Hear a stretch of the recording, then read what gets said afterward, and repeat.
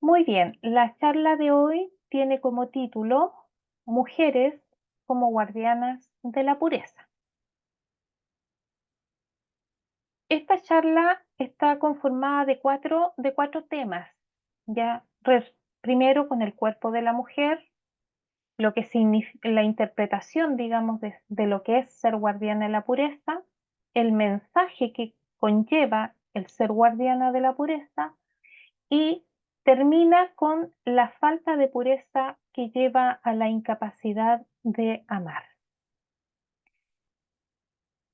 Una de las cosas que vimos el mes pasado en la charla sobre feminismo o feminidad eh, tenía o hacía alusión al hecho de que hoy día tenemos una ideología que está reinando sobre todo en las mujeres, que tiene que ver con el feminismo.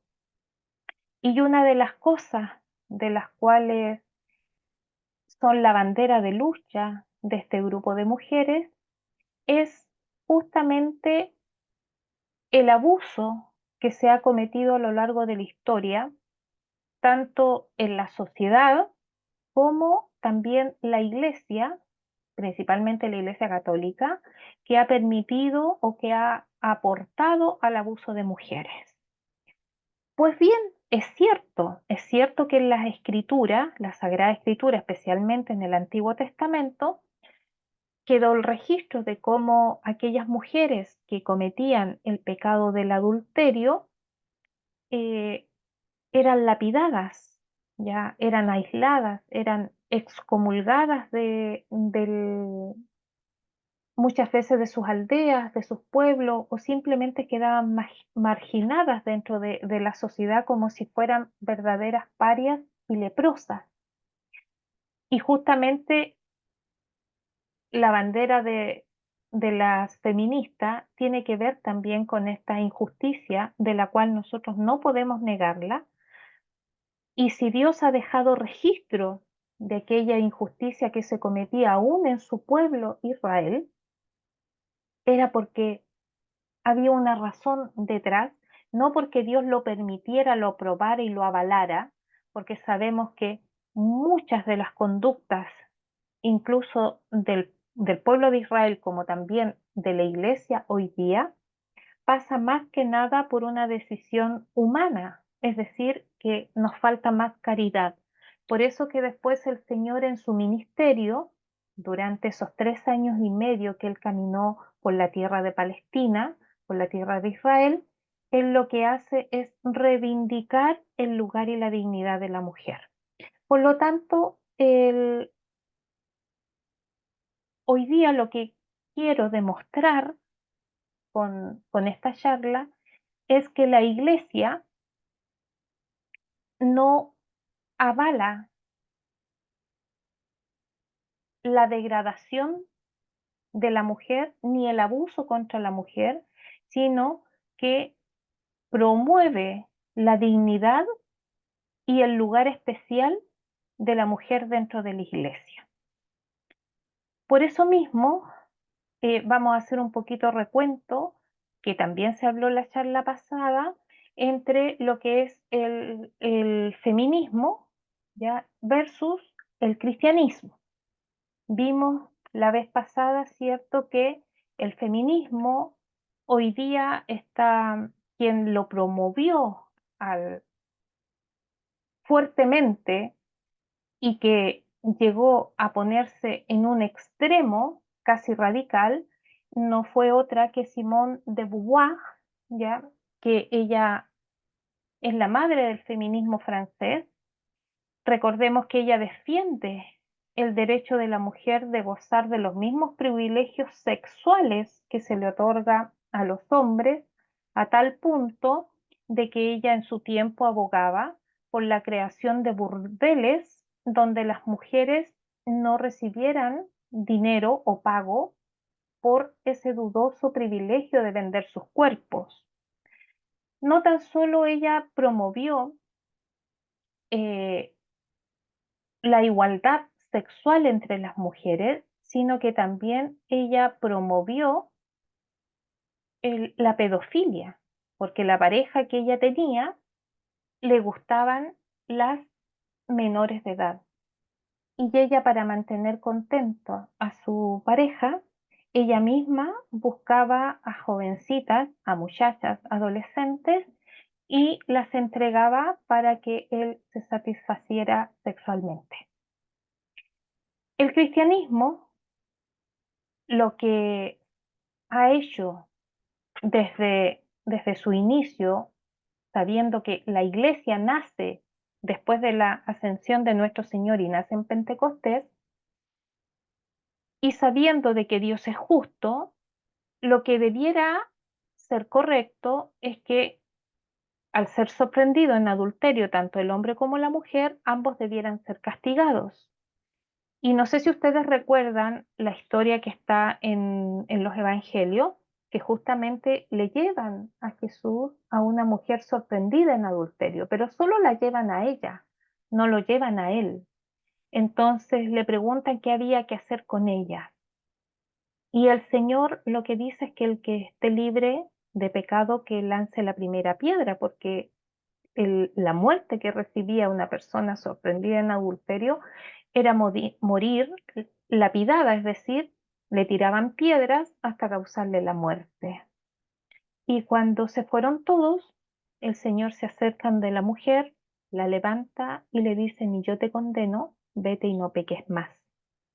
¿Ya? Entonces allí el mismo Dios que está encarnado en el Hijo es el que le devuelve la dignidad a la mujer y que justamente hace justicia al no condenar solamente a una parte, sino que él dice que lo correcto era que estuviesen los dos presentes.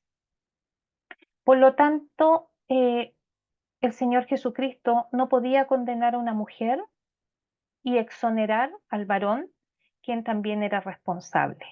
Y como le digo, el propósito de esta charla es justamente defender esta aparente injusticia que no solamente está registrada en la historia, sino que también en la Sagrada Escritura.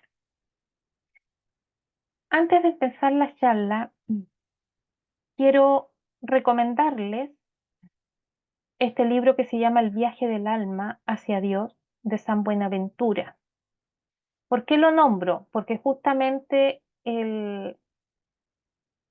la profundización del tema está basado en este libro, es decir, el estudio, la contemplación y la meditación de lo que significa ser guardianas de la pureza. Me basé en este libro de San Buenaventura. San Buenaventura escribe este libro, que en latín dice Itinerarium Mentis in Deum, el año 1259, es decir, en el siglo XIII. Está en español y en español se llama El viaje del alma hacia Dios. En este libro, San Buenaventura da como punto de partida la creación del hombre, en el cual indica de que el arquitecto, el constructor del cuerpo, tanto del hombre y de la mujer, es Dios. Y hago acá una acotación referente a la palabra arquitecto. La palabra arquitecto y constructor nace en el lenguaje hebreo, que lo encontramos en el libro de Génesis. Tristemente hoy día la palabra arquitecto no la usamos tanto en nuestra iglesia, porque los masones, ellos le llaman a este ser supremo que ellos sirven, le llaman el arquitecto, ¿ya? Pero es una palabra que se usó por primera vez en la Sagrada Escritura, que está registrado en el idioma hebreo. Por lo tanto, hablar de Dios como el arquitecto es correcto, independiente que lo hayan tomado los masones y hayan deformado el significado de arquitecto en la persona de Dios, ¿ya? Otra de las cosas que habla San Buenaventura es la purificación del alma, entendiendo que para poder acercarnos a Dios tenemos que librarnos del pecado y de todas las pasiones mundanas, porque sin ello jamás podemos alcanzar la pureza del corazón. Sigue con la iluminación divina. ¿Qué significa la iluminación divina? Que Dios nos da gracia, que nos permite conocer su verdad y así poder comprender la voluntad de Dios.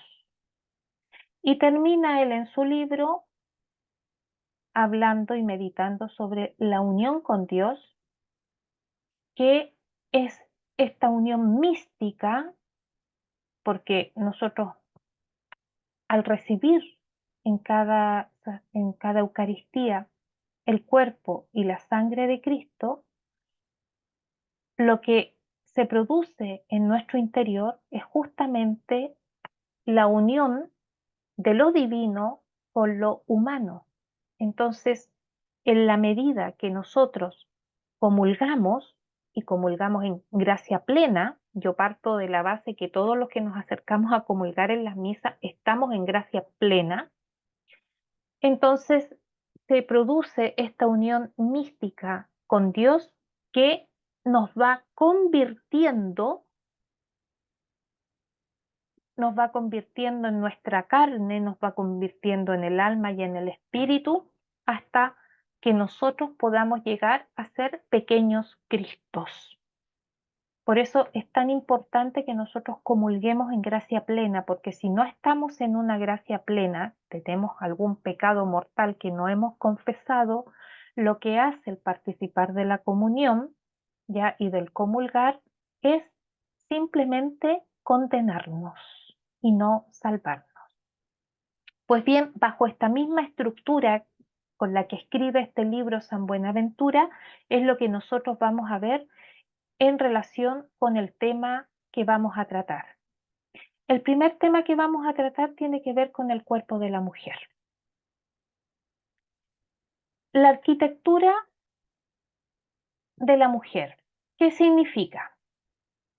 Que la manera en que fue construido su cuerpo, la estructura de sus huesos, la estructura de sus órganos, tanto internos como externos, es un simbolismo de lo sacro que se encuentra en el cuerpo de la mujer. Nosotras sabemos que nuestra anatomía femenina esconde de la vista tanto nuestra como de los demás lo que son los órganos íntimos, los órganos femeninos y los órganos u órganos reproductores. Nadie ve el endometrio, ni las trompas de falopio, ni los ovarios, ni el útero, ni el canal vaginal. Ninguno de nosotros lo vemos, ni lo ven los demás. ¿Cómo sabemos nosotros que así estamos conformados? Porque justamente gracias a las autopsias que se hicieron, ¿cierto?, al inicio de la medicina como la conocemos hoy, se fueron entonces dibujando los órganos internos y ahí entonces por primera vez pudimos conocer visualmente lo que nosotras tenemos dentro y que se denomina como el aparato reproductor femenino. Estos órganos que están ocultos a la vista, al estar dentro del cuerpo de nosotros, están cubiertos o están protegidos por una telita muy delgada, muy fina, o como un velo, que es llamado himen, y que justamente esa tela que cubre la vagina es con la que nace una niña y en la medida que se va desarrollando puede producir cambios, puede cambiar este himen, pero es lo que se sabe, es la marca, digamos, que tiene la mujer cuando es virgen. Por eso que en la primera relación sexual que tiene una mujer, cuando se produce por primera vez una penetración, la mujer sangra. ¿Y por qué sangra?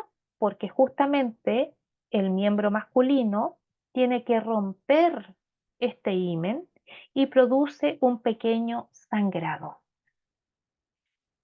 Nosotras podemos tener 4 tipos diferentes de himen, ¿ya? Y como ustedes ven, claramente es una telita que puede tener una abertura o 2 aberturas que nos permite que por ahí salga la orina, como también baje cada mes el periodo menstrual de cada una de nosotras.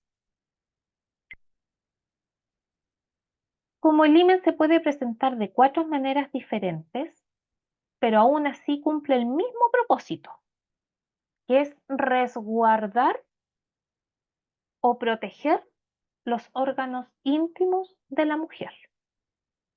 Y esa protección o este resguardo que da el himen es que le otorga a esa niña, a esa joven, a esa mujer, el ser virgen, el no haber sido jamás penetrada por un varón. Biológicamente, el himen no cumple ninguna función importante, es decir, no es como el corazón, no es como el pulmón, la vesícula, el intestino,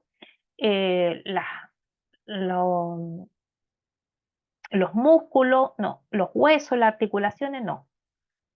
Biológicamente pareciera que el himen estuviese allí por estar, pero sin que tenga una función que al romperse nos ponga en riesgo a nosotros. Pero tal como les decía, este himen se va a ir modificando en la medida que la mujer va adquiriendo el desarrollo. Y el simbolismo que trae consigo este velo, este sello, es que justamente hace referencia a lo sagrado. Y esto se adquiere, este valor, esta referencia a lo sagrado, se lo da, se lo otorga principalmente la fe de Jesucristo y la Iglesia. ¿Por qué? Porque si nosotros miramos la celebración de nuestro culto, nos vamos a ir dando cuenta que todo lo sagrado dentro de la iglesia está cubierto por un velo. Vemos nosotros que cuando el sacerdote va a hacer la consagración, el cáliz está cubierto con un velo, con un paño, ¿ya? Antes del ofertorio. Y del momento que el sacerdote va a realizar la consagración, recién entonces desvela el cáliz y lo hace visible. Antes no. Lo mismo pasa con el sagrario. Siempre el sagrario está cubierto con una cortina, con un velo. Aunque el sagrario tiene una puerta que está sellada con llave, que no cualquiera puede abrir el sagrario porque sabemos que allí se guardan el copón con las hostias consagradas y los únicos que tienen acceso a abrir el sagrario es el sacerdote, es el diácono, el acólito, si él ha realizado el curso para acólito y ha sido investido, y lo que hoy día tenemos como los ministros extraordinarios de la comunión, que allí solamente participa el ministro extraordinario de la comunión cuando no haya acólito que pueda tocar el copón con las hostias consagradas y no haya diácono, ¿ya? Y como les digo, ese velo que cubre el sagrario indica que allí está la presencia real de nuestro Señor. El altar también se cubre con un velo, con un mantel. ¿ya? Y en este caso, un mantel blanco es un símbolo de Cristo sacrificado. Nosotros dentro de lo que es el año litúrgico vamos cambiando de colores. Cada color de la liturgia tiene su significado y en base a esos colores nosotros vamos cambiando el mantel que cubre el altar, eh, lo que adorna el ambón, las cortinas del sagrario y todos esos se van cambiando de acuerdo a los colores litúrgicos que van indicando los periodos de celebración que tenemos en la iglesia. Y vemos también como aquel copón que contiene las hostias consagradas y que está al interior del sagrario, también se cubre, ¿ya? Con lo que se conoce como conopio, ¿ya?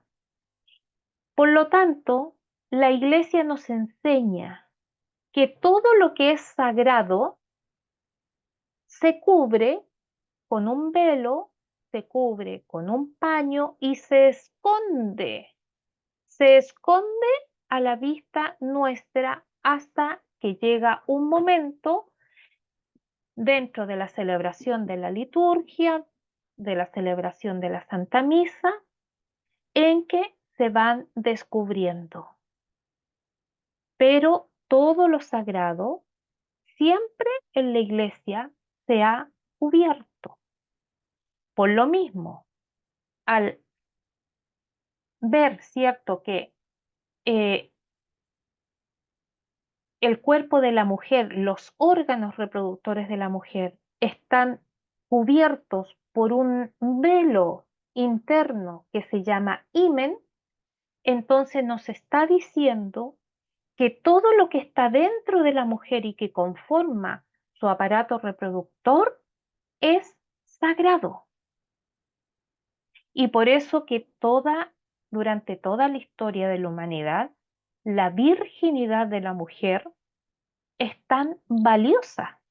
Incluso hay culturas que cuando se casan con, con, con las chicas vírgenes, y como les decía yo, el tener que penetrar el varón a la mujer por primera vez y romper el himen, sale un poquito de sangre que mancha la sábana y dentro de culturas es que exponían esas sábanas a la tribu, a la población, a la aldea, lo que sea, para demostrar de que esa joven que se había recién casado era verdaderamente virgen y no había sido engañada.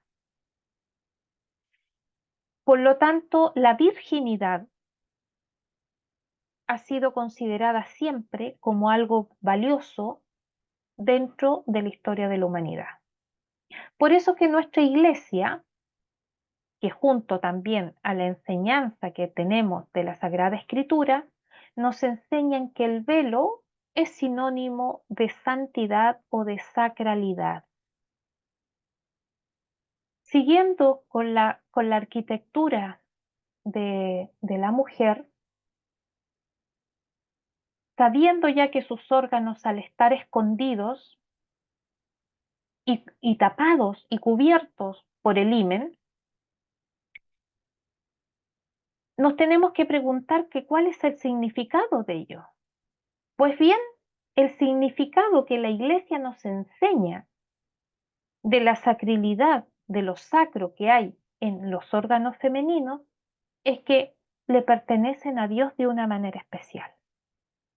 Y tal vez ustedes se pregunten, pero ¿cómo le va a pertenecer a Dios mis órganos reproductores? Pues sencillamente porque como Dios desde la eternidad sabía que al encarnarse su Hijo iba a necesitar del vientre de una mujer virgen, entonces era apropiado y justo que ese vientre estuviese protegido o tuviese una marca de un signo externo de santidad. Y por eso que toda mujer nace y tiene un himen. Porque como les decía anteriormente, lo que nos da a entender es que eso es sagrado, eso es santo, eso no lo puede tocar cualquiera, no se puede entregar a cualquiera y de una o de otra manera pertenecen a Dios de una manera especial. En la persona de la Virgen, de nuestra Madre, todas las mujeres tenemos el privilegio de compartir el mismo sexo de la Virgen. Por lo tanto, compartimos con ella la sacralidad de nuestros cuerpos, tanto de mujeres que han sido religiosas, mujeres que se han entregado a vivir en virginidad perpetua y al servicio de Dios y de su Santa Iglesia, como también aquellas mujeres que no hemos escogido el camino del servicio de Dios al 100%, pero que somos esposas, somos madres, somos hermanas, somos hijas, ¿ya? Y en lo cual en en ambos casos somos llamados a vivir en esta sacralidad de nuestros cuerpos. Porque fíjense que San Agustín, en su tratado sobre la virginidad, él enfatiza que el nacimiento de una niña, de una mujer, independiente que el origen de su gestación haya sido por incesto, por violación, por adulterio o fornicación, de igual manera participa de este mismo privilegio de la sacralidad de sus cuerpos. O sea, no porque ellas hayan nacido de una manera totalmente apartada del propósito de Dios, porque entendemos que el propósito de Dios es que la vida se genere dentro de un matrimonio, porque incesto, violación, adulterio y fornicación no es matrimonio, pero aún así el Señor le sigue concediendo a esa hija, a esa mujer que nace producto de estos abusos, a también ella no solamente participar de la sacralidad de su cuerpo, sino que esos órganos internos femeninos y reproductores le pertenecen también a Dios. ¿Cómo interpretamos nosotros esta verdad que está contenida en ser guardianes de la pureza? Porque sabiendo ya lo que significa que nuestros órganos no solamente estén escondidos, sino que tenemos un velo con el cual nacemos, el himen, que nos enseña que esos órganos primeramente son de Dios, le pertenecen a Él, y segundo, nosotras tenemos que velar en guardarlos. Por eso que la iglesia enseña que las jovencitas no pueden entregar sus cuerpos antes del matrimonio, que eso es la fornicación, y que una vez que esa joven se ha casado, tampoco lo puede entregar a otro varón que no sea su esposo, porque eso santo que hay dentro de nosotros tenemos que protegerlo y cuidarlo. Por eso que también la iglesia, dentro de las grandes mujeres que tenemos, de las santas mujeres que tenemos, encontramos mártires de la virginidad y de la pureza. Es decir, jovencitas que murieron defendiendo su pureza virginal, prefiriendo perder la vida antes que ser violentadas sexualmente por algún varón. En primer lugar, nosotros que ya vimos y entendemos ahora por qué nuestros órganos están escondidos, pues bien en la Sagrada Escritura se nos habla de esta pertenencia de nuestros órganos a Dios. Y nos habla de un hortus conclusus, es decir, de un jardín cerrado. y nos lo relata y nos habla en el libro del Cantar de los Cantares, que es un libro que está en el Antiguo Testamento, en el capítulo 4 y versículo 12, que dice lo siguiente: Tú eres un jardín cerrado, amada mía, eres un jardín cerrado, eres sellado manantial. Aquí tenemos que entender de que el Cantar de los Cantares es un libro que habla acerca del matrimonio, ¿ya? Exalta el matrimonio y nos enseña cómo debe ser el matrimonio, cómo tiene que ser esta relación de los esposos cuando está el amor verdadero, el amor genuino que los ha unido en el santo sacramento del matrimonio. Pues bien, él se refiere a su esposa y conoce de ese jardín cerrado, que es un manantial cerrado al cual él, mientras no se case, porque también nos habla del noviazgo este libro, está totalmente cerrado y sellado para él. Y sabe que al momento de casarse con ella va a recibir también, en un sentido, las llaves para abrir ese manantial o ese jardín que está cerrado y que no es otra cosa que la unión de sus cuerpos. Entonces solo Dios es quien tiene el derecho de entregar las llaves a quien Él tiene preparado para cada una de nosotras. Y Dios mismo ha dicho que esas llaves se entregan al esposo, como de la misma manera lo hizo en el huerto del Edén con Eva y con Adán. Recordemos que en el capítulo 2 del Génesis, cuando se habla de la creación del hombre y de la construcción de la mujer, lo que vemos allí es que justamente es Dios mismo quien, luego de despertar a Adán de este sopor profundo en que lo hizo dormir para construir a la mujer en base de un trozo de la costilla de él, nos relata el libro de Génesis que es él, como Dios mismo, quien lleva a Eva y se la presenta. Y tan admirado queda Adán que él dice, la llama varona, porque dice: esto es carne de mi carne y huesos de mis huesos.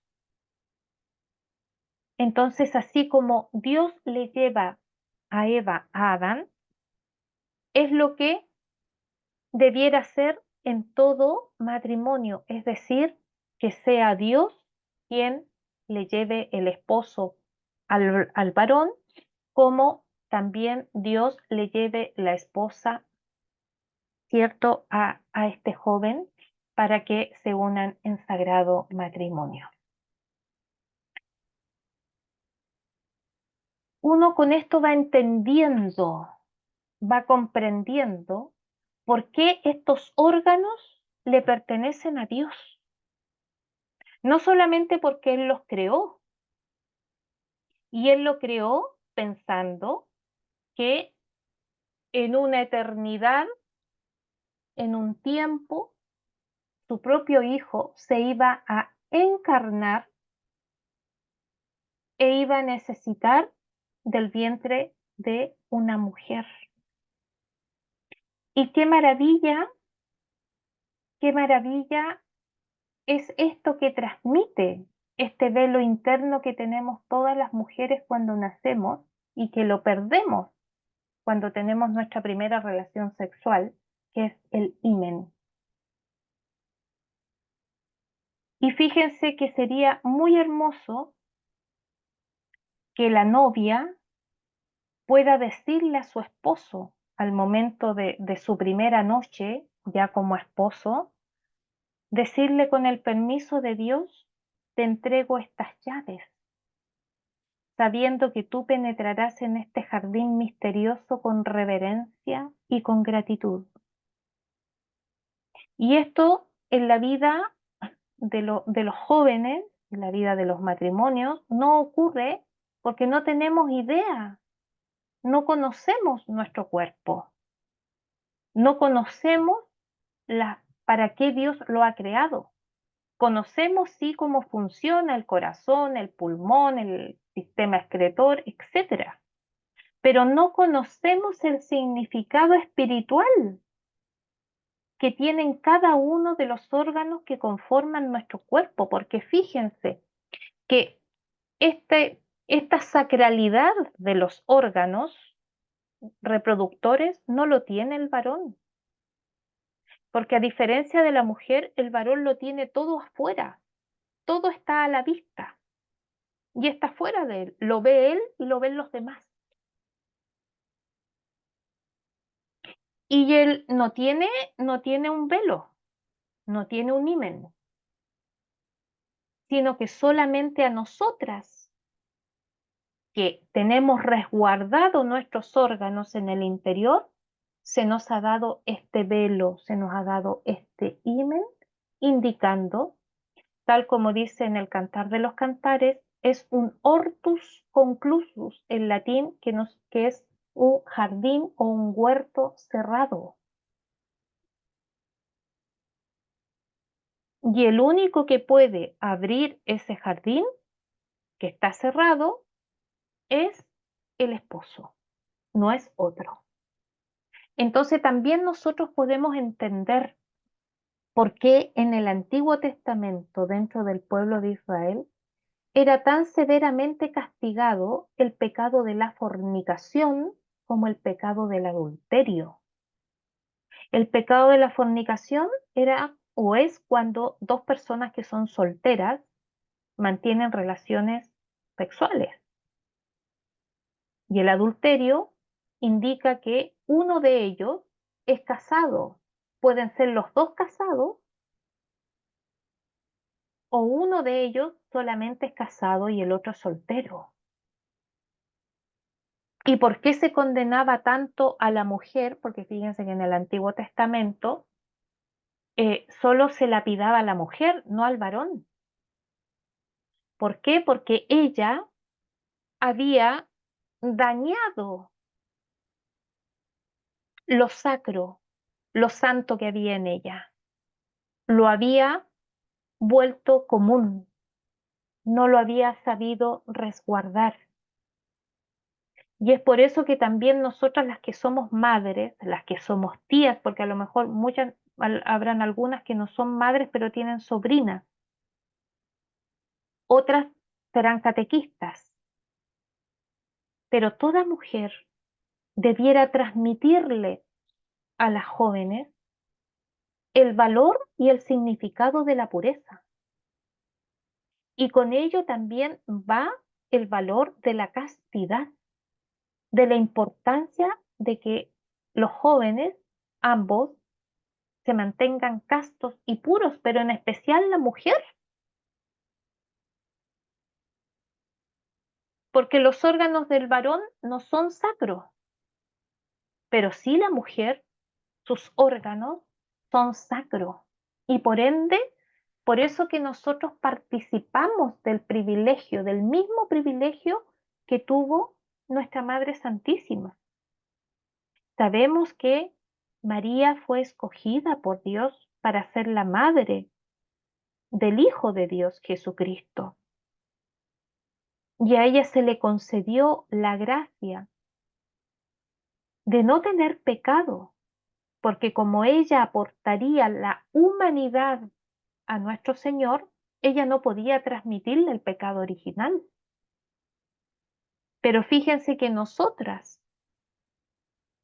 que hemos recibido el pecado original de Eva y lo hemos recibido de nuestros ancestros y antepasados, el Señor no nos ha quitado ni nos ha eh, retenido el participar de lo sacro en nuestros cuerpos, de la misma manera que se lo dio a la Virgen. Y por eso que también nuestra iglesia tiene como modelo de mujer a la Santa Madre de Dios. Y no solamente vuelvo a repetir porque ella fue concebida sin pecado, sino porque ella mantuvo su virginidad. Y pese a que fue madre, en ella se cumple el que fue virgen y que fue madre.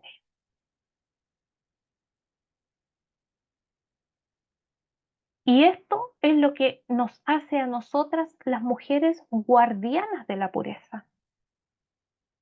Y por eso que es tan importante que no solamente las jóvenes, las que están solteras, guarden sus cuerpos y no se entreguen a un hombre antes del matrimonio, sino que también significa que las que somos casadas tenemos que seguir manteniendo la sacralidad de nuestros órganos, porque independiente que hayamos perdido la virginidad con nuestros esposos, no se le quita la sacralidad a los órganos reproductores y a los órganos internos que tenemos. Y por lo mismo, una mujer casada no puede permitirle al esposo cometer ciertos abusos con nosotras en nuestros cuerpos.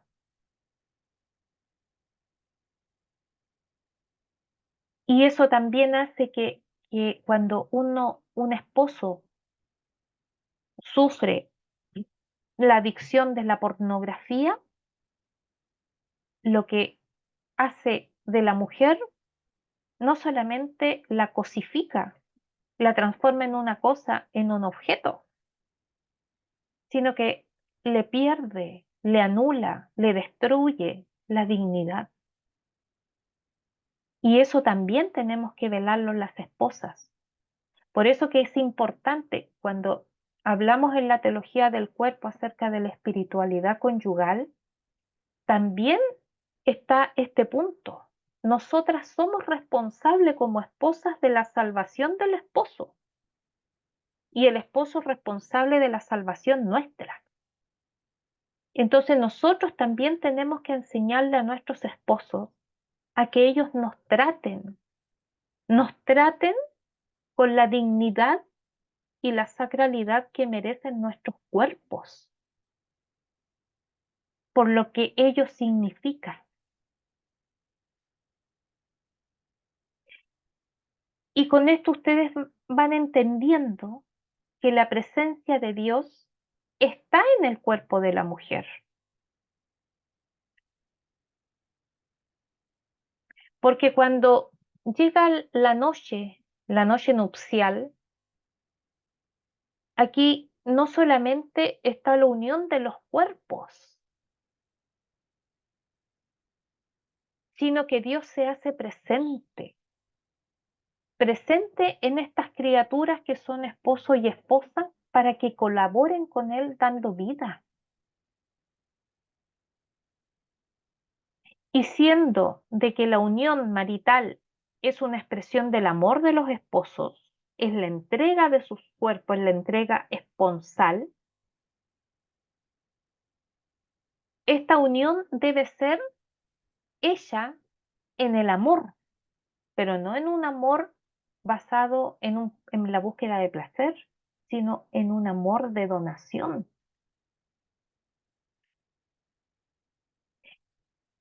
Y al tener este amor, esta donación, esta entrega para el otro, es que ese amor es fructífero. ¿Y cómo se expresa y se fructifica? Justamente en la aparición de la nueva vida, en la concepción de nuevas vidas. Por eso también Dios mismo cuando le presenta a Eva a Adán, en el mismo capítulo 2 al final, en el versículo 24, les dice el Señor, dejará el hombre a su padre y a su madre, y se unirá a su mujer, y los dos serán una sola carne. Y les pide detrás de eso que fructifiquen y que multipliquen. Entonces, en la unión esponsal que tienen Adán y Eva, vamos a salir todos los seres humanos hasta el día de hoy, 2024, sabiendo que desde Adán hasta ahora hay más de 5.800 años de la historia de la humanidad. Por lo tanto, el cuerpo de la mujer no solamente indica la presencia de Dios o la pertenencia de Dios por sus órganos internos, sino que también va a manifestar la presencia de Dios en la co-creación de vida con Dios, en una nueva vida. Por eso que nuestra iglesia enseña que cuando los esposos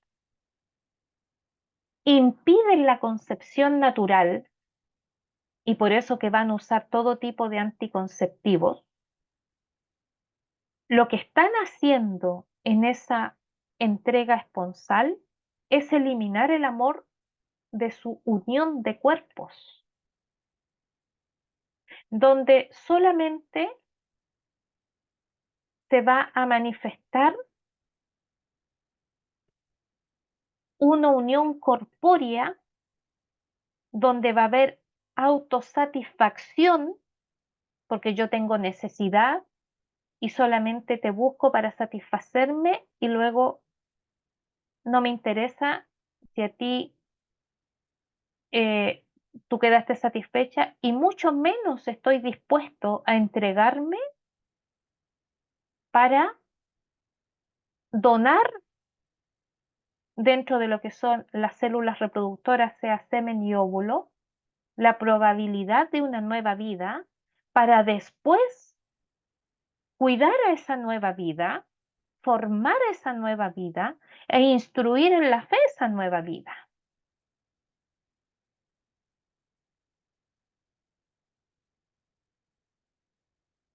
Entonces, cuando se excluye, cuando se saca a Dios de la unión marital, de la unión y la entrega de los cuerpos en los esposos,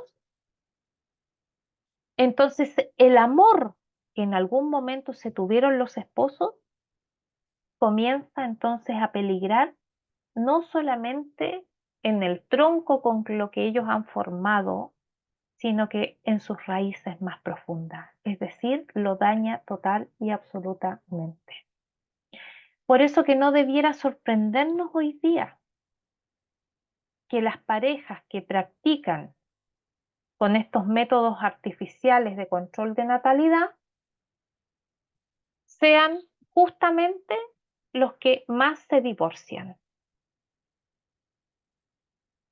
a diferencia de aquellos que viven su vida marital de acuerdo a las enseñanzas de la Iglesia y a la voluntad de Dios.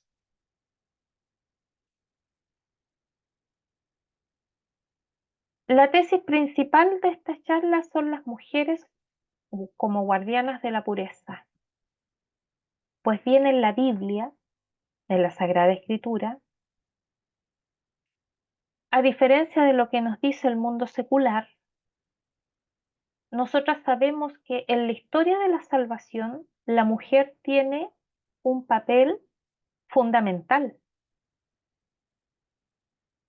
y es la conciencia de lo sobrenatural que tiene ella como criatura privilegiada. Porque en el Génesis se nos dice que la mujer es la única criatura cuyo cuerpo fue diseñado en base al cuerpo de una persona creada, porque es la única en la cual con un trozo de costilla del varón Dios le va a agregar otros elementos y va a construir una mujer. No hay otra criatura que haya sido formada, creada, construida o diseñada como lo fue la primera mujer, Eva, no solamente en lo sobrenatural, por lo que Dios le da a la mujer más que al hombre, que es lo que vimos en la teología del cuerpo, sino porque ella pasa a ser o a estar en un nivel más alto que ese primer varón creado. Y aunque la mujer Eva no tomó con la conciencia profunda, no entendió el propósito de su creación a cabalidad, fue que ella cedió a estas palabras de la serpiente cuando, entre mezclando mentiras con verdad, le dice que si ella come de ese fruto prohibido, no iba a morir, sino que iba a ser como Dios. Y ese acto de desobediencia a ella le costó caro, porque en el Génesis 3:16 le va a decir que ella iba a sufrir al tener a los hijos. Y fíjense que las que hemos sido madres, las sufrimos harto al momento de dar a luz con las contracciones.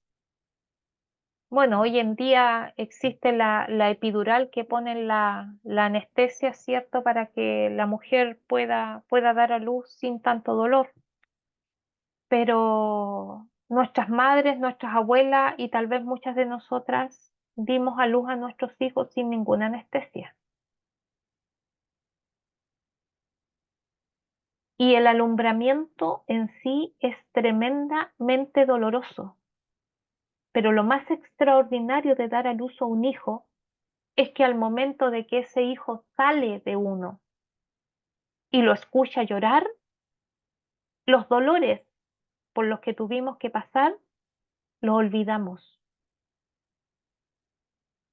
A tal punto que estamos dispuestas a volver a tener otro hijo más adelante, que puede ser en unos meses o en unos años, pero no nos negamos a tener más hijos. Entonces se produce una conexión entre amor y sufrimiento. Y no porque seamos masoquistas, sino porque dentro del castigo que recibimos por Eva, todas las mujeres de dar a luz nuestros hijos, la misericordia de Dios hacia la mujer por los privilegios que nos ha dado es tan grande que nos regala la gracia de poder olvidar el dolor del alumbramiento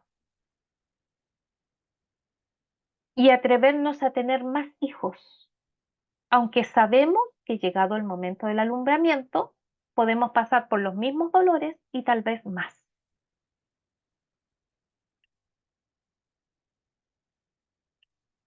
Y fíjense que cuando hay sufrimiento, nosotros aprendemos.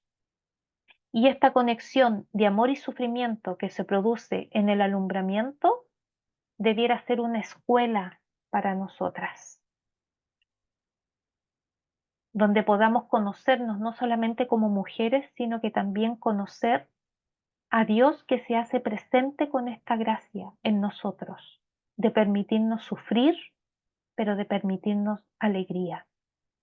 Es como comparar el sufrimiento de nuestro Señor en la cruz, cuando Él entrega su cuerpo y dice consumado es, y en los cielos se produce esta alegría, porque entonces el hombre va a poder ser justificado y redimido por la entrega voluntaria, donación voluntaria de nuestro Señor. Por eso que cuando a la mujer se le concede el privilegio de tener un hijo que va a ser hecho a imagen y semejanza de Dios, fíjense que la mujer le va a dar el cuerpo, pero Dios le va a dar el alma. Y el cuerpo de nuestros hijos, los 3 primeros meses, se lo damos nosotros, se lo formamos nosotras, porque en los 3 primeros meses no hay placenta. Entonces el hijo se alimenta del cuerpo de la madre. Y es por eso que nosotras después quedamos resentidas en los huesos, principalmente en los dientes, en las articulaciones, ¿ya? En las artritis y artrosis, que la gran mayoría de las mujeres ya cuando llega la menopausia comienza a sufrir, si es que no es antes, y es producto justamente de lo que le da a su hijo. Y no solamente le da el calcio, el fierro, el magnesio, el alimento que ella ingiere, porque todo lo que uno ingiere los 3 primeros meses va directo al bebé, no es para nosotras. Entonces, la carne con la que se forma ese feto, ese embrión, es nuestra carne. Y la sangre que circula por él es nuestra sangre. Pero al cumplirse los 3 meses de gestación, que son aproximadamente las 14 semanas, considerando que el embarazo tiene 40 semanas, entonces las 14 semanas son los 3 meses de gestación, allí ya está formada la placenta. Y desde ese momento el hijo se desconecta de la madre porque ahora puede respirar por sí mismo. Y se puede alimentar, pero ya no quitándole a la madre ni absorbiendo los nutrientes de la madre. Pero eso es lo único que nosotros aportamos, cuerpo y sangre. Pero la vida en sí, el alma y el espíritu, se lo da Dios. Entonces, nosotras podemos procrear, varón y mujer pueden procrear, pero no podemos crear. Y este contacto, fíjense que este contacto que hay entre Dios y la mujer, entre el cuerpo, alma y espíritu de esa nueva criatura, se produce entre Dios y la mujer. Es decir, que Dios se hace uno con la mujer. Este Dios creador se hace uno con la mujer. Y su toque divino, este toque de divinidad, porque Dios al unirse con nosotros para insuflar el alma en nuestros hijos, es que nos da una dignidad especial. Por eso que nuestra iglesia enseña que el cuerpo femenino,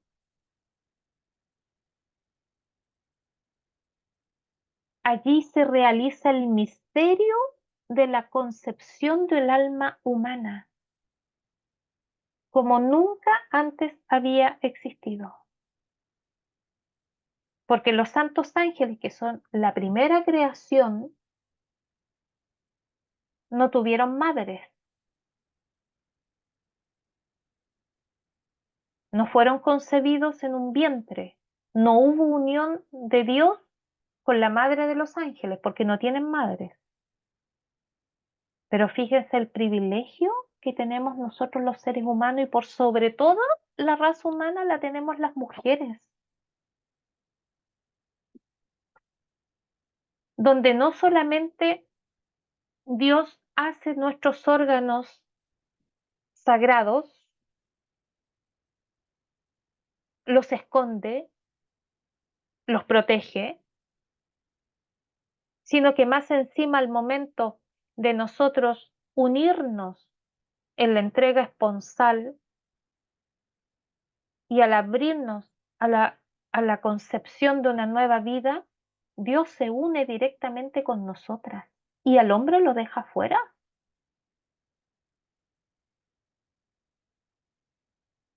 Dios no se une con el hombre. Dios no le da lo sacro al hombre, se lo da a la mujer.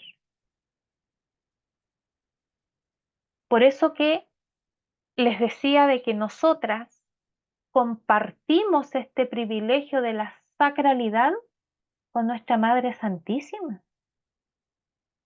Aún nosotras en pecado, a diferencia de nuestra Madre, que ella fue, por gracia, concebida sin pecado.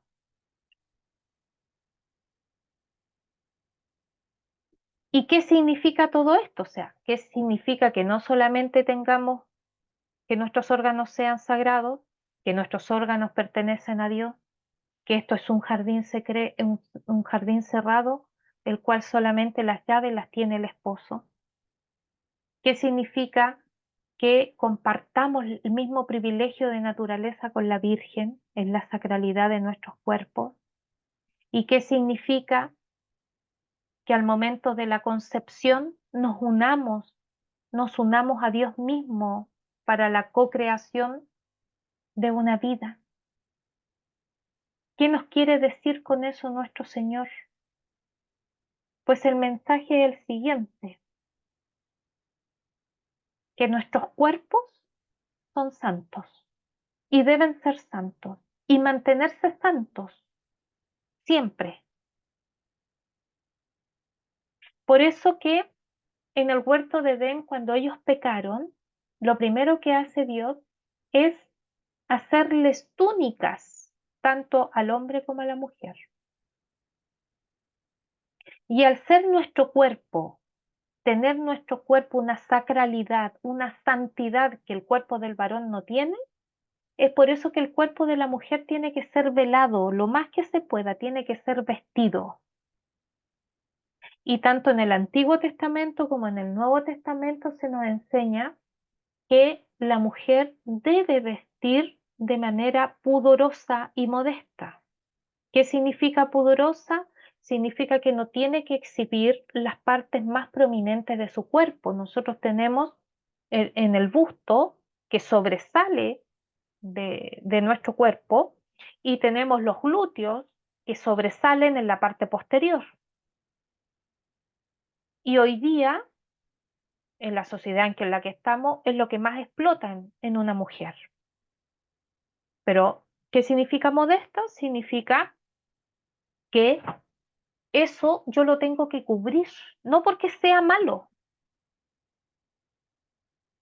sino porque mi cuerpo como mujer tiene una santidad que el cuerpo del varón no tiene y a la cual a mí se me ha dado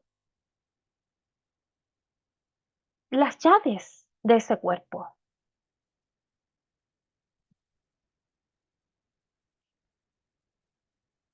Y así como todo lo sagrado requiere de un velo para cubrirse, para protegerlo, para que esté fuera del alcance de la vista y esté resguardado, pues bien, el cuerpo de la mujer es lo mismo. Necesita ser cubierto de la vista de los demás. Y a raíz de eso, por eso que el Señor también en su ministerio, y lo leemos en los evangelios, que el Señor dice que ay de aquella mujer que con su manera de ser, de vestirse, haga pecar al hombre.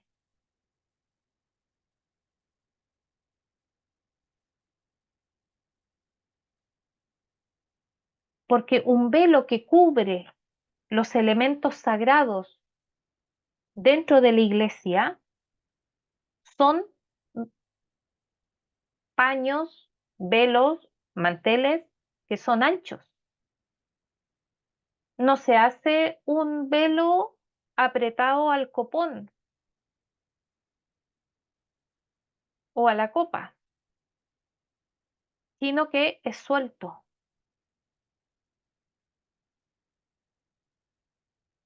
¿Y qué significa que la mujer use ropa pudorosa? Significa que la mujer al sentarse, al pararse, al cruzar las piernas, al subir una escalera, al bajar una escalera, no tenga que sentirse incómoda porque está mostrando parte de su cuerpo que puede ser visto por el varón.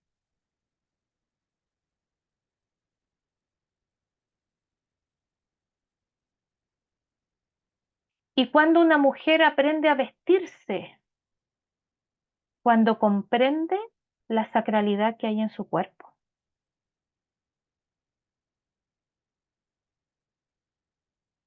Porque fíjense que incluso las religiosas que viven en conventos donde hay puras mujeres, ellas se visten con ropa modesta. Sus vestidos, sus túnicas son anchas, se cubren hasta el cuello, y eso que hay puras mujeres, porque el único varón que entra será el sacerdote. Pero entre ellas mismas, cuando están ellas sin un sacerdote, sin un jardinero, no sé, pues sin un mecánico, o sin un gaffiter, o sin un maestro que les va a hacer una reparación, estando ellas solas, se siguen vistiendo de la misma manera. Y no solo se visten de esa manera porque han entregado su cuerpo a Dios, se han casado con Dios en esta vocación de ser monjas,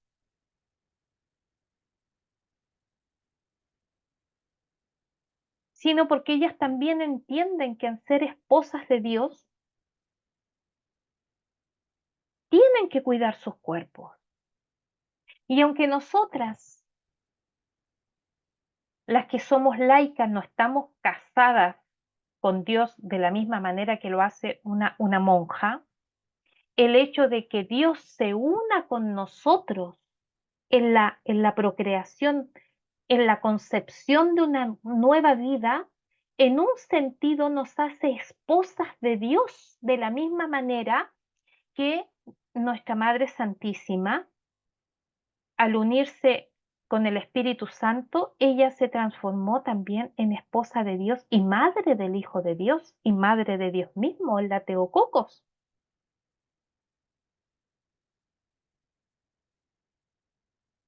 Por eso que una mujer de Dios, una mujer de fe, una mujer católica, no puede vivir como las demás mujeres que ignoran estas verdades que nuestra Santa Iglesia enseña.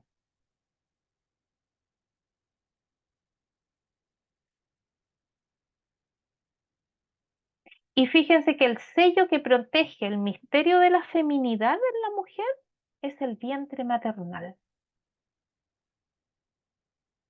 Que el vientre maternal es el sentido sobrenatural que tiene la mujer. ¿Por qué? Porque como dije anteriormente, al momento de la concepción de vida, la mujer es la que se une a Dios, no el hombre. Entonces, cuando las feministas vienen a decir de que Dios es el quien da origen al patriarcado y al maltrato de la mujer, es porque tienen una ignorancia tremenda de la persona de Dios y de la verdad de su iglesia.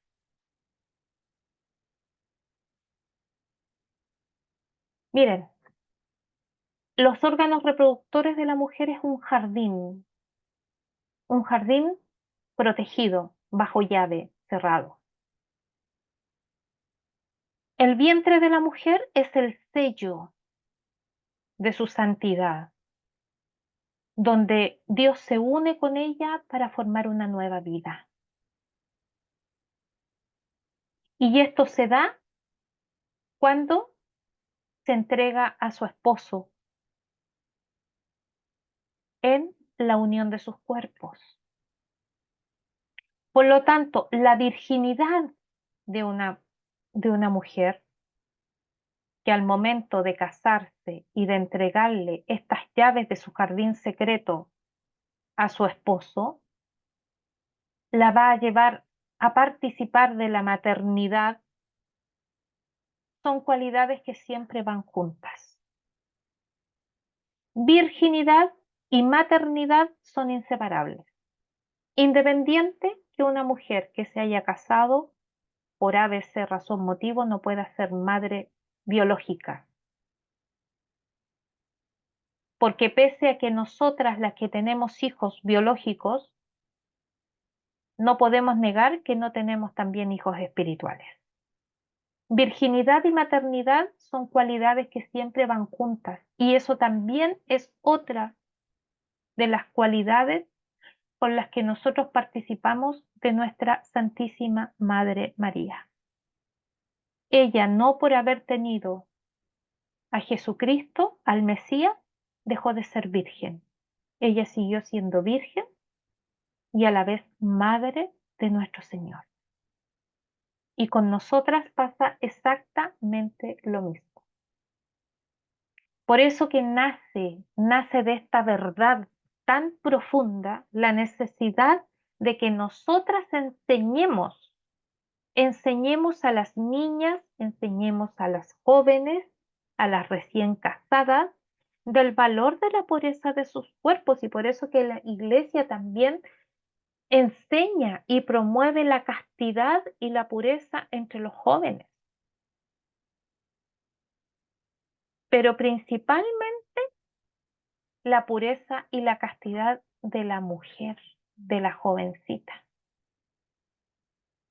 Porque qué hermoso es que la novia, al momento de su primera noche, ya como mujer casada, le pueda decir a su esposo que con el permiso de Dios te entrego estas llaves, sabiendo que tú penetrarás en este jardín misterioso con la reverencia y la gratitud que se requiere. Pues bien, recordemos que hay dos lugares en el mundo en que Dios toca la materia y la transforma. Una es en las manos del sacerdote, que al momento de la consagración convierte en ese pan y ese vino en cuerpo y sangre de Cristo. Y el otro lugar donde Dios toca la materia es en el vientre de la mujer, en donde esas células que se van a convertir en un nuevo ser humano, que recibe de Dios el alma eterna, están llamadas a amar a Dios por toda la eternidad. Entonces, en un sentido, nosotras las mujeres tenemos un privilegio mayor que el sacerdote, porque Dios toca solo las manos del sacerdote, se une a las manos del sacerdote en la consagración, pero con nosotras se une en cuerpo, en alma y en espíritu.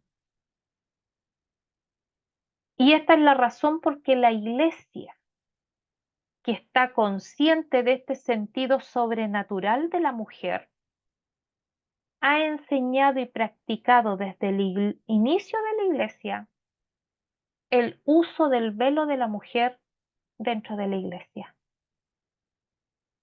tal como San Pablo lo expone en su primera carta a los Corintios en el capítulo 11.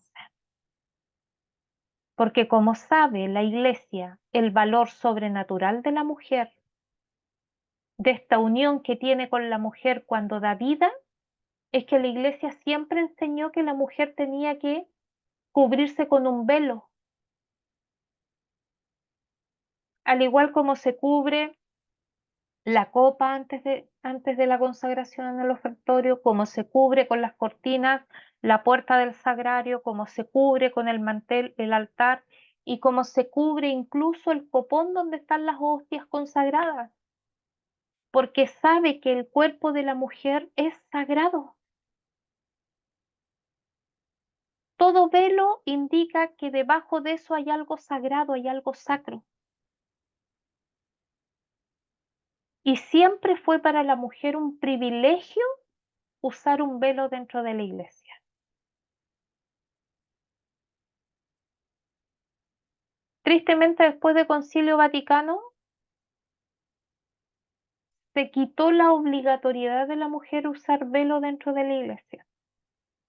Es decir, esta iglesia nueva, esta reforma que se hizo de la liturgia y de la manera de celebrar la Santa Eucaristía, tristemente le quitó a la mujer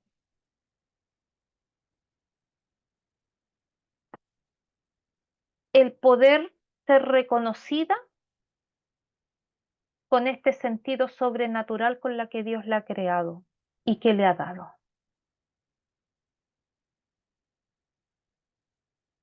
Después del Concilio Vaticano II, el uso de velo de la mujer dentro de la iglesia quedó como parte de la tradición de la iglesia. Recordemos que la iglesia está conformada por la tradición, por el magisterio y por la Sagrada Escritura.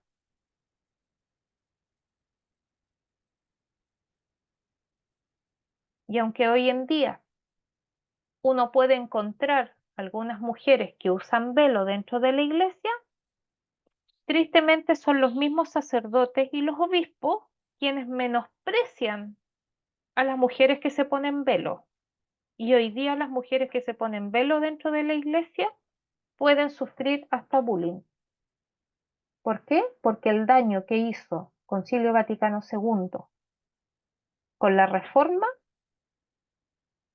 y haberle anulado este sentido sobrenatural de la mujer, la ha cosificado dentro de la iglesia.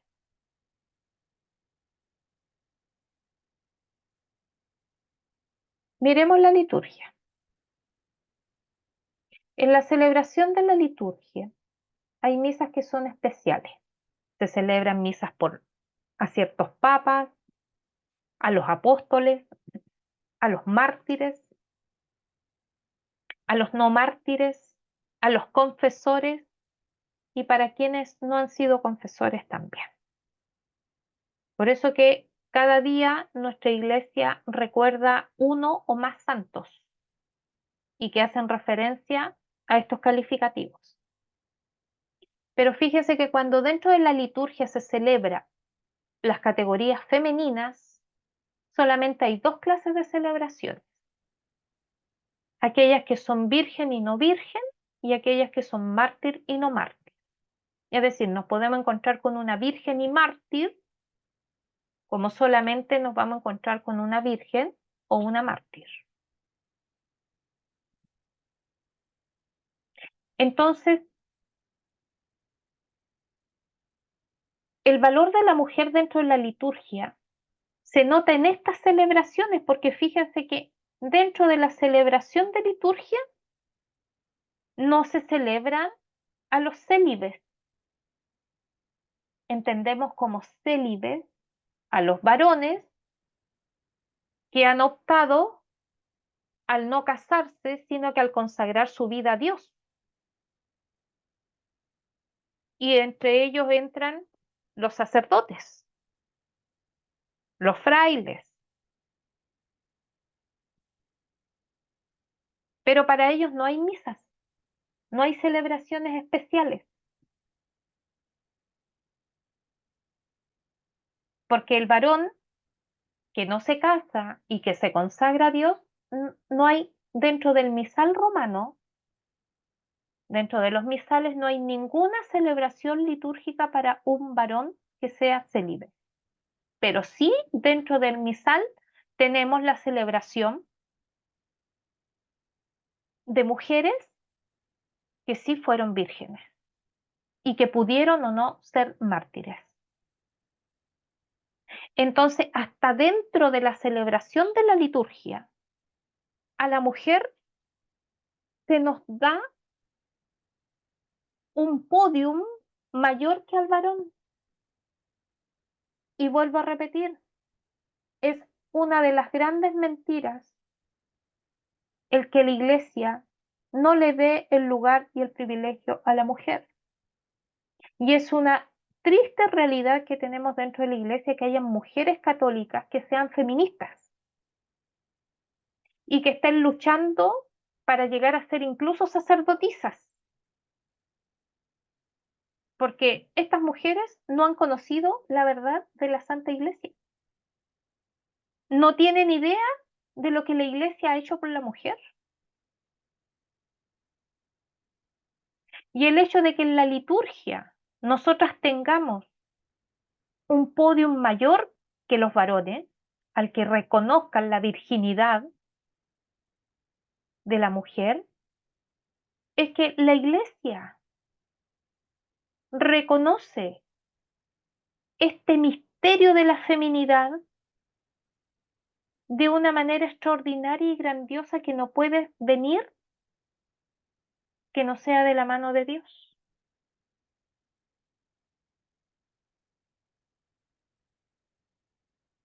¿Y esto por qué? Porque cada niña que nace trae consigo el sello o el velo que se llama himen, que protege el misterio de la feminidad, que no es otra cosa que su vientre maternal.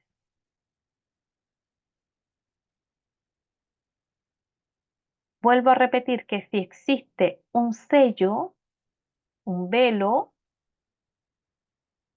se debe comprender que lo que está debajo de este sello o de este velo es absolutamente sagrado.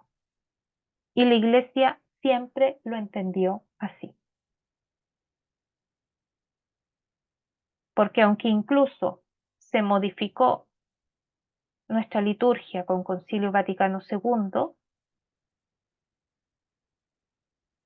aún así se sigue respetando el valor y la posición de la mujer dentro de la Iglesia.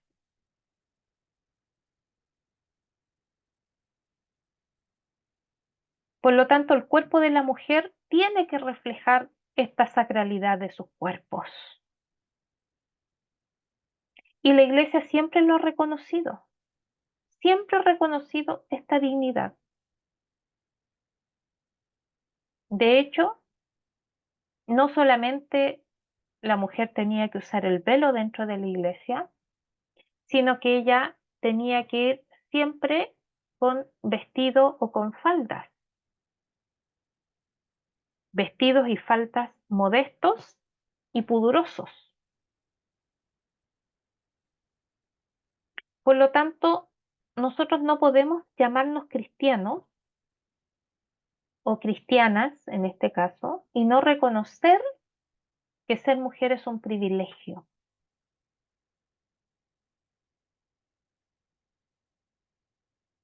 Y siendo la mujer de las mujeres, la más perfecta de todas las criaturas, nuestra Madre Santísima, ella también dentro de la iglesia es reconocida y tiene una dignidad especial, tanto en su virginidad como en su maternidad. Por lo tanto, ¿cuál es la misión que tenemos nosotras a través de nuestros cuerpos? Es justamente el llevar la cordura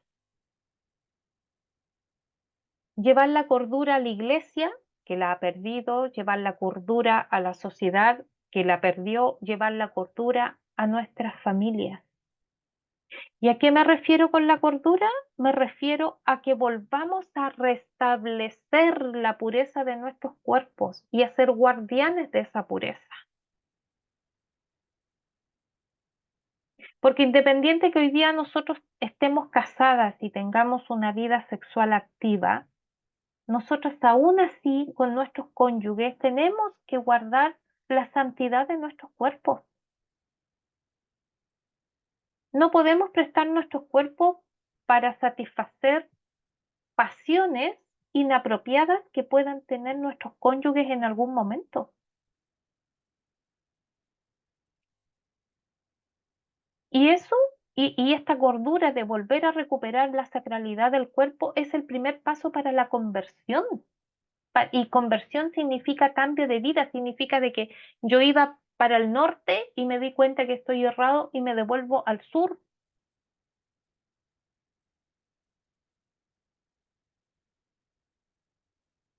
¿Y cuál es la clave? Como les decía anteriormente, es el entender y comprender la tremenda responsabilidad que se nos ha dado, porque así como se nos ha dado estos privilegios de que nuestros órganos le pertenezcan a Dios, de que Él nos ha dado las llaves de este jardín secreto para que se lo entreguemos a nuestros cónyuges. Y tenemos el privilegio de unirnos a Dios en la concepción de nuestros hijos. Es por eso que nosotras somos y tenemos que ser guardianas de la pureza. Tenemos que abanderarnos no solamente con el adulterio que esconde nuestro cuerpo, sino con la sacralidad que tiene nuestro cuerpo. Es decir, tenemos que abanderarnos con el sentido sobrenatural que hemos recibido de Dios desde el momento que fuimos concebidas como mujeres. Independiente, como decía San Agustín en su Tratado de Virginidad, que hayamos sido concebidas por adulterio, por fornicación, por incesto, por violación.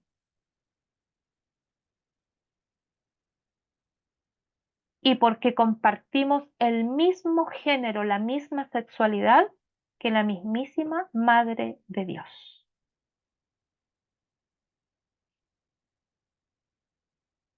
Y el último punto a tocar tiene que ver que con la falta de pureza se cae en la incapacidad de amar. Si hoy día la juventud, la sociedad no sabe amar, es simplemente porque ya no existe la pureza. ¿Y por qué? Porque nosotras las mujeres dejamos de ser guardianas de la pureza. Pero la pureza sigue siendo un valor importante para Dios, un requisito indispensable que debe tener la mujer. Y por eso que nosotras nos creó, fíjense que el Señor había creado todo: cielo, tierra, mares, río, vegetación, peces, aves, animales, hasta el hombre. Todo era bueno y perfecto, dice el capítulo 1 del Génesis, que cada vez que Dios terminaba de crear en un día X algo específico, Él se deleitaba en lo creado y decía que era bueno y perfecto.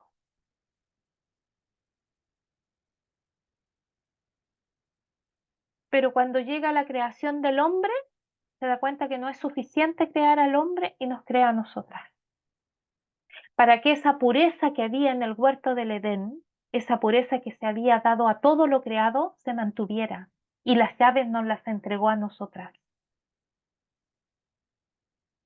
¿Qué es pureza? Es libertad. Es libertad de todo lo que debilita, impide o cambia la naturaleza de un ser o su actividad. Dentro de los conceptos de pureza encontramos una pureza de fe, que es la ausencia del error, es decir, vivir siempre en la voluntad de Dios. La pureza de conciencia es la ausencia del sentido de culpa, y la pureza en lo moral se refiere principalmente a la virtud de la castidad, es decir, pureza, libertad, ausencia de error, ausencia de sentido de culpa y castidad son los valores que debiéramos tener nosotras las mujeres que somos llamadas a ser guardianas de esta pureza. La pureza atribuida al hombre significa que uno responde más a su género en la medida en que más persona es. Es decir, en la medida que yo conozco mi cuerpo, conozco lo que Dios hizo en mí y puso en mí, es que yo me convierto en persona, en una persona que consecuentemente al saber lo que soy, el valor que tengo, la dignidad que Dios me ha dado, el privilegio que Dios me ha otorgado, es que más lo amo, más agradecida estoy. Y mientras más amo a Dios, las impurezas que hay en mí se van desvaneciendo, se van desapareciendo. ¿Por qué? Porque esas impurezas ya no me pueden oscurecer, sino que la luz de Dios comienza a vivir en mí, a reinar en mí. Y por eso que es tan importante que nosotras busquemos la pureza, seamos puras, puras en cuerpo, en alma y en espíritu, y tengamos esta pureza de corazón. pureza en lo moral, en la conciencia, en nuestra fe, porque somos las encargadas del amor, de amar, porque lo más cercano al amor de Dios es el amor de una madre. Entonces imagínense todos los privilegios que Dios nos ha dado a nosotras. Es por eso que una mujer católica no puede abanderarse con el feminismo, porque el feminismo proclama una mentira sobre Dios y sobre la mujer.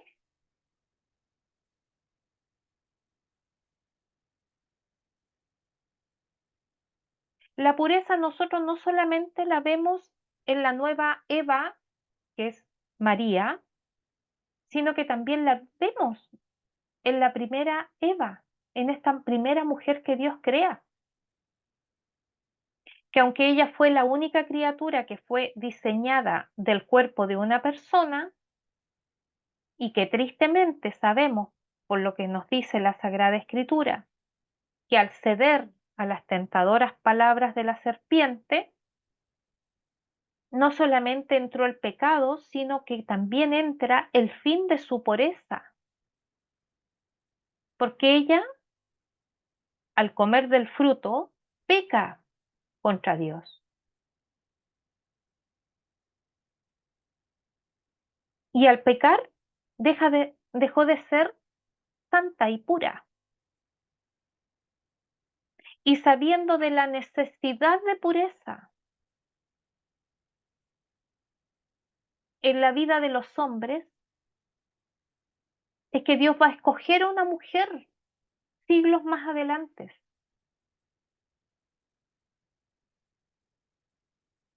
Y a través de ella nos va a permitir a nosotras volver a disfrutar de estos privilegios que le fueron concedidos a la primera Eva.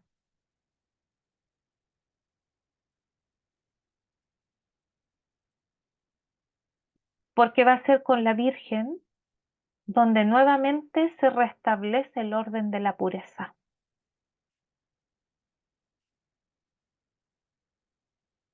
Y fíjense que en el Nuevo Testamento, principalmente a partir de la Anunciación, donde el arcángel Gabriel le anuncia a María que ella era escogida para ser la madre del Mesías que tanto esperaba el pueblo de Israel, nosotros vemos en el relato bíblico que la pureza de María no solamente es la ausencia de contacto físico con un hombre, porque sabemos perfectamente que su concepción es virginal, que se une el Espíritu Santo a ella, pero ella no se une a un hombre. Por lo tanto, esta pureza de ella, que está manifestada en su virginidad, nos enseña de que ella misma, en cuerpo, alma y espíritu, es de pertenencia exclusiva y total a Dios, a quien ella reconoce y acepta como el dueño de su propia vida. Por eso que en el Magnificat, ella no solamente va a mostrarnos la receptividad que ella tiene a esta gracia de Dios de haber sido escogida para ser madre del Mesías, sino que ella también se declara sierva de Dios, sierva del Todopoderoso. Y en esa humildad de ser sierva, porque imagínense, el tremendo privilegio de que la dice un ángel, que ella era la escogida para ser la madre del Hijo de Dios, y ella más encima se llama sierva y esclava de Dios, cuando ella pudo haber pedido al arcángel que Dios le diera un puesto acorde con lo que iba a ocurrir en ella, pues. Pero la humildad de nuestra Madre Santísima es tan grande,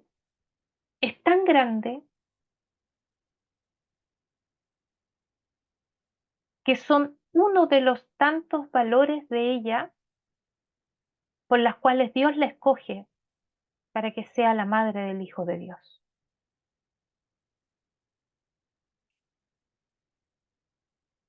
Entonces la pureza también significa el ser humilde, el vivir como sierva, porque fíjense que el siervo se somete a su Señor, sirve a su Señor y se somete a lo que el Señor le dice.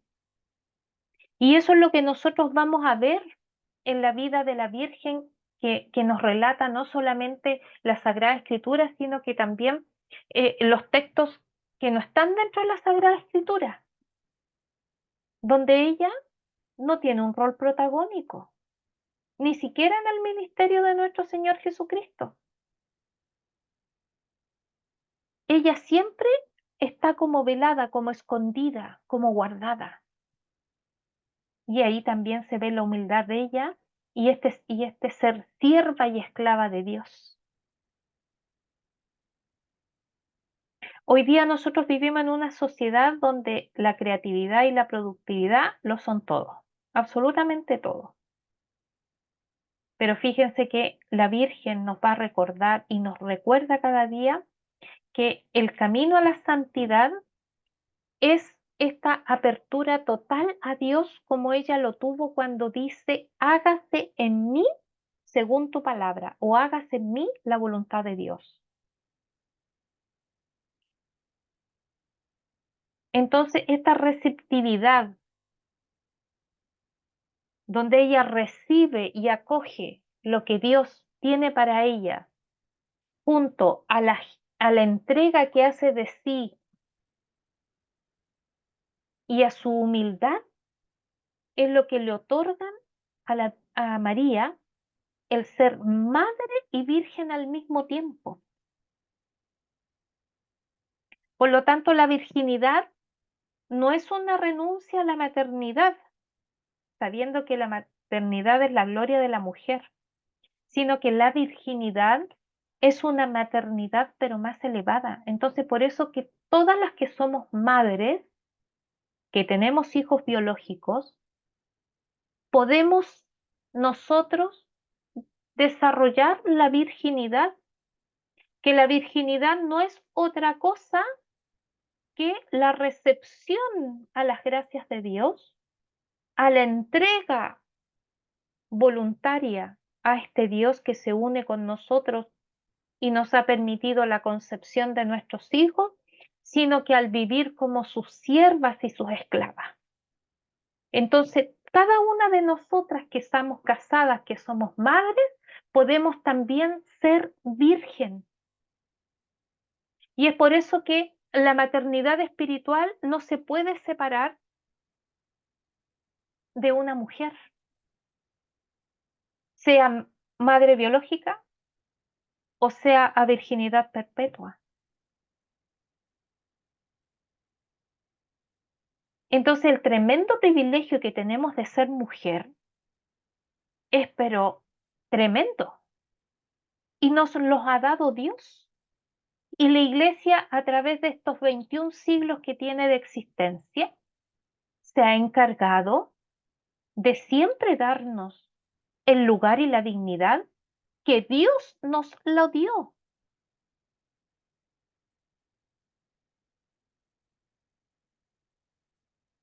Y cuando nosotros olvidamos estas verdades y llenamos nuestra mente y regimos nuestra caminar por estas famosas claves culturales que en la charla pasada mencioné con este famoso los derechos del hombre, con las ideologías de género, con los derechos de la mujer y todo lo que es el feminismo, cuando hablamos de la interpretación biofisiológica de la maternidad y de la mujer, ya cuando se vacía este significado de la maternidad hoy en día, porque la maternidad de hoy está desvinculada a la entrega, al don, ya, y aparece la maternidad como un derecho que yo decido cuándo, si quiero o no quiero, entonces esto trae como consecuencias,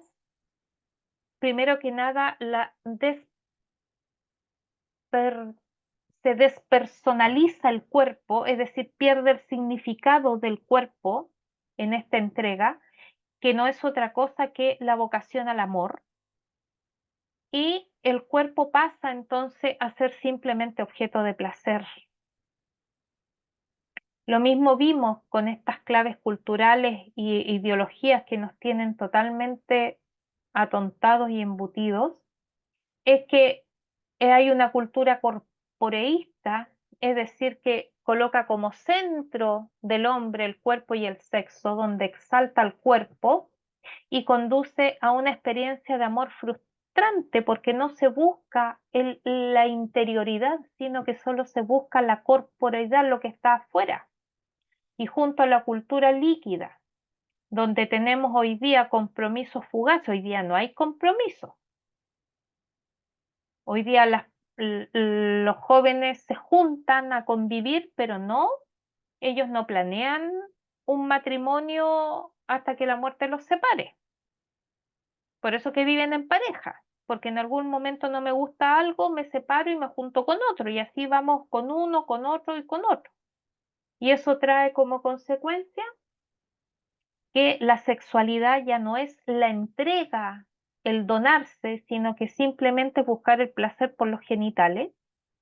Aparece el hedonismo y también el emotivismo y dificulta entender el amor como clave del don de la entrega para el otro.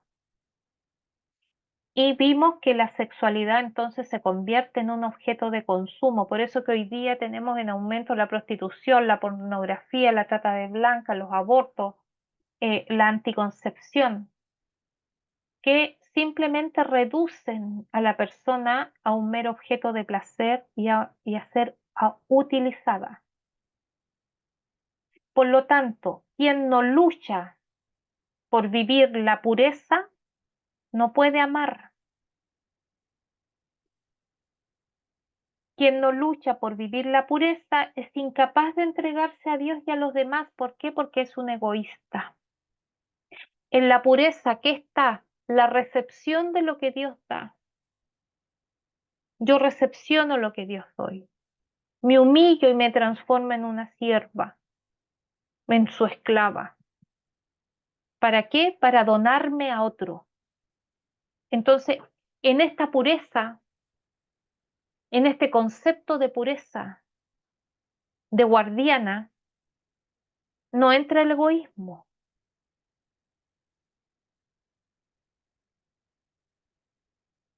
Y resulta que por todas estas ideologías y estas claves culturales, lo que rige hoy día al ser humano es su egoísmo.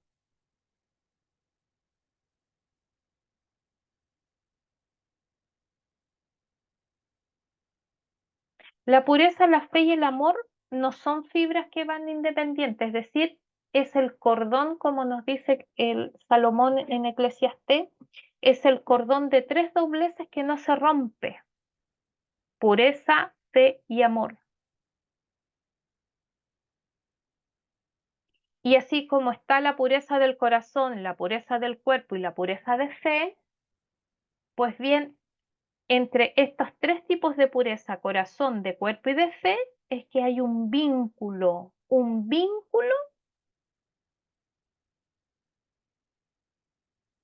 que nos da Dios. ¿Por qué? Porque Él nos llama a la santidad. Cuando en mi día a día yo tengo la meta de llegar al cielo, fíjense que al cielo no llega nada que no sea santo, porque la misma palabra de Dios, en las palabras de San Pablo, dice que sin santidad nadie verá a Dios. Entonces, si yo tengo como meta llegar al cielo, yo tengo que ser santa. Y una de las maneras de vivir mi santidad es justamente en la pureza del corazón, en la pureza de mi cuerpo como mujer y en la pureza de la fe, es decir, no, no irme por el error. Y cuando yo entiendo este significado de pureza, es que entonces yo puedo recién amar. Yo no puedo amar con mi cuerpo si yo no entiendo que mi cuerpo es sagrado, que mi cuerpo tiene dignidad. Entonces, por eso que hoy día no se ama y hoy día solo se utiliza al varón y se utiliza a la mujer, donde tenemos unas generaciones que carecen del amor verdadero.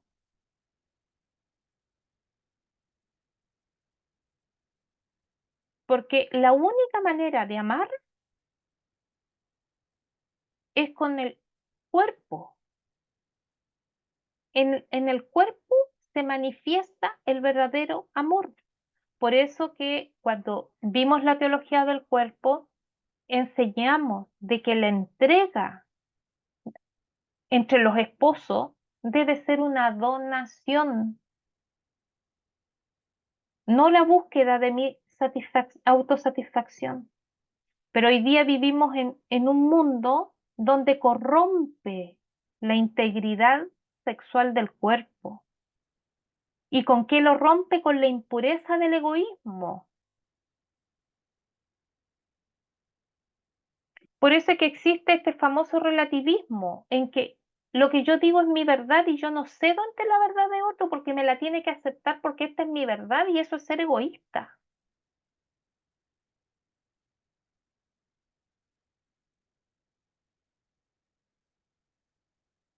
Por lo tanto, al tener egoísmo, nosotros rompemos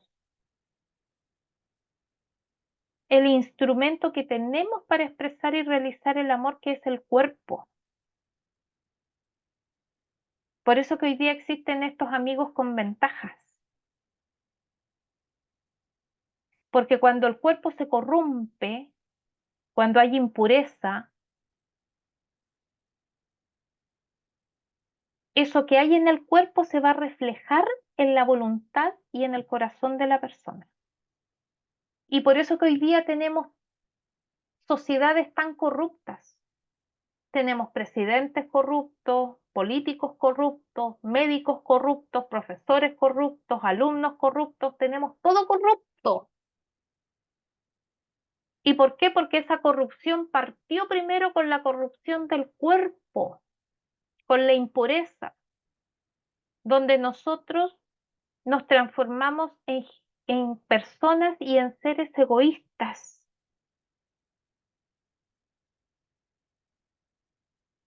Y hoy día nosotros, donde miremos, hay corrupción a todo nivel. Y cuando el egoísmo se mete en el alma, resulta que la persona no encuentra la manera de amar, no sabe cómo amar y considera a los demás simples objetos, objetos en su trabajo, objeto para escalar puestos, objeto en la vida sexual, en la vida marital, en la vida de pareja.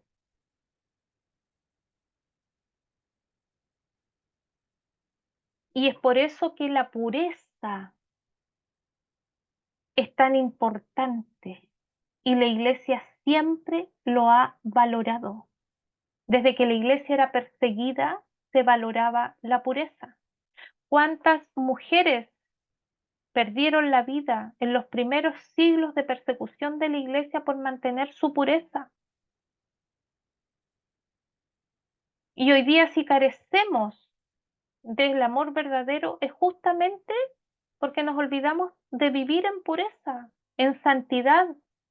Nos olvidamos del significado de nuestros cuerpos, como hombres, como mujeres, pero en especial como mujeres, de ser guardianas de la pureza, de transmitir la pureza a nuestros esposos, a nuestros hijos, a nuestros nietos, a nuestros sobrinos, a nuestras sobrinas. Y es por eso que la Iglesia nos enseña a luchar contra los deseos desordenados. Tenemos en Gálatas 5 la descripción de los frutos de la carne y los frutos del Espíritu. Y San Pablo nos exhorta a vivir, a desarrollar los frutos del Espíritu, a ir para que vayan muriendo los frutos de la carne. Aquellos que son solteros están llamados a practicar la continencia sexual, porque son contrarios a la castidad, la masturbación, la pornografía, los actos homosexuales y las relaciones sexuales fuera del matrimonio. Son pecados graves que lo viven solteros y casados. Y si se cometen estas faltas contra menores, contra niños, es obviamente que es un atentado mucho más grave. La Biblia nos habla del valor del cuerpo, la Sagrada Escritura nos dice algo que muchos jóvenes hoy día ignoran, y se ignoran es porque nosotros los adultos que vivimos y practicamos nuestra fe no se las hemos transmitido, o la manera en que se los hemos transmitido no ha sido también la más efectiva. Y hasta nosotros nos hemos olvidado del valor del cuerpo, porque fíjese lo que va a decir San Pablo en 1 Corintios 6:20. Fuisteis comprados a gran precio. Claro que fuimos comprados a gran precio. ¿Cuánto no le costamos a nuestro Señor? Por eso que nosotros celebramos, celebramos la pasión, la muerte y la resurrección de nuestro Señor. Antes de Semana Santa nosotros nos preparamos 40 días, para eso es la Cuaresma, para prepararnos, para arrepentirnos, para convertirnos, para tomarle el peso a lo que le costó a nuestro Señor, para que en la resurrección de nuestro Señor nosotros le glorifiquemos. Porque nos dice también en el mismo capítulo 6 de 1 Corintios, San Pablo dice que el cuerpo no es para la fornicación, sino que es para el Señor. Y para los casados, el cuerpo no es para el adulterio. Y va a terminar diciendo, ¿no sabéis que vuestros cuerpos son miembros de Cristo? Aparte de decirnos de que somos templo del Espíritu Santo. Entonces, por eso es tan importante que nosotros cuando vayamos a comulgar, estemos en gracia plena. Porque cada vez que comulgamos en gracia plena nos salvamos, pero si nos comulgamos sin estar en gracia plena, nos condenamos. Y es por eso que no avanzamos en la vida espiritual.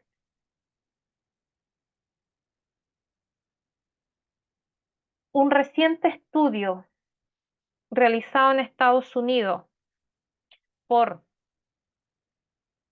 el Consejo de Investigación Familiar en español y en inglés Family Research Council demostró que la actividad sexual entre adolescentes produce en la mayoría de los casos graves consecuencias emocionales y psicológicas. Este estudio fue conducido por la Fundación del Patrimonio en español y en inglés Heritage Foundation. Presenta entre sus conclusiones que los adolescentes que son sexualmente activas, las adolescentes, es decir, las niñas, las jovencitas sexualmente activas, tienen 3 veces más probabilidades de ser depresivas que las jóvenes que no practican o no son sexualmente activas. Y casi 3 veces más con la probabilidad de intentar suicidarse. En el caso de los jóvenes adolescentes que son activos sexualmente, son 2 veces más propensos a caer en depresión, pero 10 veces más probables de intento de suicidio. Y las 2/3 partes de adolescentes, hombres y mujeres sexualmente activos, declaran que desearían haber esperado más tiempo antes de iniciar su actividad sexual. Eso se produce en los jóvenes, en los adolescentes. Y no crean que es diferente en el caso de las que son jóvenes adultas o jóvenes adultos solteros, que cambian de pareja como quien se cambia pares de zapatos o se cambia de estilos de vestimenta. Y hoy día por eso que tenemos tantas enfermedades mentales en las generaciones más jóvenes, porque como ellos no practican la pureza de sus cuerpos, y por eso que también se suicidan tantos jóvenes, tanta gente joven, y aquellos que son casados y que están en adulterio o que han practicado el adulterio más de una vez, no quiere decir de que ellos no estén o sufran depresión o no hayan pensado en suicidarse.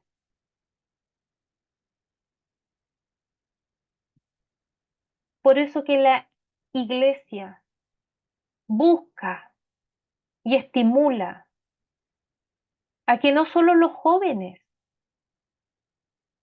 o las familias practiquen la pureza, sino que seamos nosotras, las mujeres, no solamente la que guardemos, seamos guardianes de la pureza, sino que nosotros transmitamos en formación con hijos biológicos o espirituales esta pureza que se ha perdido. Y no hay otra figura que nos ayude en este camino de pureza que no sea la Virgen María. Porque ella, al humillarse y al considerarse sierva o esclava del Señor, ella lo que hace en esos momentos es reconocer sus propias debilidades, sus faltas. Y por eso que no le exige a Dios tener un puesto más alto, sino que ella se considera sierva o esclava, de acuerdo a las traducciones, que unida a la inquebrantable certeza de que todo es posible con Dios, porque cuando ella le dice al ángel, al arcángel, que cómo iba a ser esto de quedar embarazada si ella no conocía varón, y cuando le explica de que va a ser a través del Espíritu Santo, ella qué hace, lo cree y lo acepta. Por lo tanto, ella nos enseña que la santidad no solamente es la pureza de cuerpo, pureza de corazón, de fe, sino que es la receptividad de esta gracia de Dios. Es decir, que cuando yo acepto esta gracia que Dios me da en mi cuerpo como mujer, es entonces que yo voy en este camino de santidad. Empiezo a caminar en este camino de la santidad.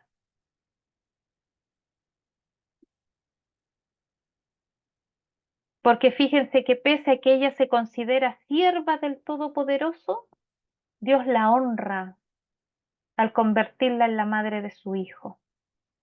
Por eso que la liturgia nos dice que servir a Dios es reinar.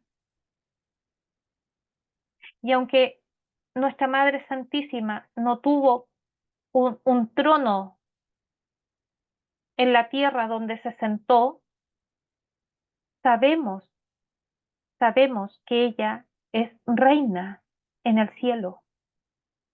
Y por eso que nosotros los rezos que le tenemos a ella de manera exclusiva, también la nombramos como la reina. ¿Por qué? Porque en su servicio a Dios, de la manera en como ella lo hizo, en la pureza y en la santidad, entonces desde ese momento ella reinó.